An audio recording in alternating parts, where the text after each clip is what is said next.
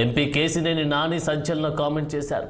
2014 నుంచి 2019 వరకు సెంట్రల్ నియోజకవర్గంలో అరాచక వ్యక్తి పాలన సాగిందని మండిపడ్డారు. బోండా ఉమా బ్లాక్ మెయిలర్ అని, షాపుల నుంచి మామూలు వసూలు చేసే వ్యక్తి అని ఆరోపించారు. చంద్రబాబు సన్నిహితులతోనే 25,000 కిలోల గంజాయి తెప్పించి ఆంధ్రప్రదేశ్ పేరుని చెడగొట్టేందుకే విశ్వ ప్రయత్నాలు చేస్తున్నారని ఆరోపణలు చేశారు. జగన్ ముఖ్యమంత్రి అయిన దగ్గర నుంచి చంద్రబాబు గ్లోబల్స్ ప్రచారం మొదలుపెట్టి అబద్ధాలకు కేర్ ఆఫ్ అడ్రస్గా మారాలని వెల్లడించారు. చంద్రబాబు సోషల్ మీడియాని ప్రజలు ఎవరు నమ్మొద్దని, చంద్రబాబు ముఖ్యమంత్రి అవ్వాలని పగటి కలలు కంటున్నారు అని కేసినేని నాని వ్యాఖ్యానించేశారు. వెల్లంపల్లి గారు ఇక్కడ ఎన్నికల ప్రచారంలో పాల్గొన్నాం. చాలా అపూర్వమైనటువంటి స్పందన ఉంది ప్రజల నుంచి. ఎందుకంటే ఇక్కడ ముఖ్యంగా బాగా నిరుపేద వారు నివసిస్తున్న ప్రాంతం ఇదంతా కూడా.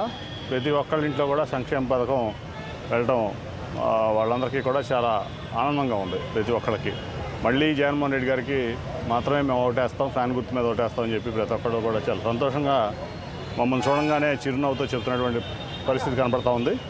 అలాగే ఇక్కడ వెల్లంపల్లి శ్రీనివాస్ గారిని ఇక్కడ అభ్యర్థిగా మన ముఖ్యమంత్రి జగన్మోహన్ రెడ్డి గారు, మా పార్టీ అధినేత జగన్మోహన్ రెడ్డి గారు నిర్ణయించడం, అక్కడి నుంచి కూడా ఆయన 2 నెలల నుంచి ఈ ప్రాంతం అంతా కూడా మొత్తం